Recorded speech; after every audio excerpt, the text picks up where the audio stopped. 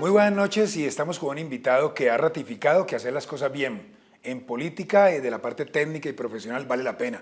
Y pues se consiguieron muy buenos resultados en Bogotá especialmente, nada más y nada menos que con el doctor Juan Daniel Oviedo, es director del DANE y quien ha sacado más de 600.000 votos en Bogotá. Felicitaciones, doctor Juan Daniel. Y sí, muy orgulloso de este logro, el más importante hasta ese momento de mi vida de haber sido reconocido por 616.902 personas en esta nueva fórmula de hacer política. Se van a cumplir unos límites o unas propuestas de inflación al terminar el año superior al 10%, cuando estamos aumentando gasolina, cuando estamos aumentando diésel, peajes.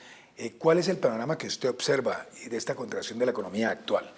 Pues el panorama que nosotros estamos viendo en la economía es un panorama que en su dimensión lo esperábamos, pero en la composición de lo que está dentro, en los ingredientes de lo que estamos viendo, sí me parece preocupante la ausencia de las herramientas del gobierno nacional y de las políticas públicas para favorecer que después de tener este frenazo en la economía que era natural y era de esperarse, pudiéramos alzar vuelo nuevamente.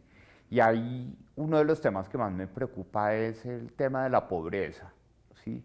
Cuando seguramente la inflación este año 2023 va a cerrar en 2 dígitos, cerca del 10%, con un crecimiento de menos del 1%, sí o sí vamos a ver un fortalecimiento de la población en situación de pobreza y de pobreza extrema. Juan Daniel, ¿cómo hacerle entender al ciudadano ahorita que comienza el debate del salario mínimo que lo importante no es esa cifra, sino el poder adquisitivo que tenemos? Es decir, no es subir más allá de la inflación por subir, porque recordemos que hay indexados ahí al alza de gasolina, alimentos, servicios públicos, arriendos. No es realmente eso lo importante, sino que se maneje con mesura este incremento de salario mínimo.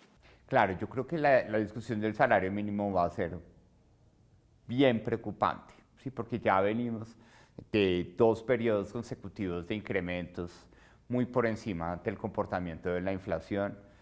Y creo yo que aquí hay que entender que lo que está explicando la inflación en este momento en Colombia son los arrendamientos y la comida fuera del hogar, que son muy sensibles a el nivel de la inflación, ¿sí? Y por consiguiente la indexación del salario mínimo alrededor de la inflación va a llevar a que el corrientazo que implica pagarle salarios mínimos a las personas que trabajan haciendo los almuerzos crezca a ese nivel y que los arrendamientos vayan a tener un tope de 2 dígitos nuevamente para el año 2024. ¿Cómo se explica que con estos indicadores de productividad, con estos indicadores, el gobierno piense en modificar la regla fiscal, cuando si algo que da certeza jurídica y certeza para los inversionistas es precisamente mantener las líneas de juego claras, manejar su gasto, manejar los impuestos, manejar la deuda pública, y esto no es al revés, es lo que el gobierno está planteando?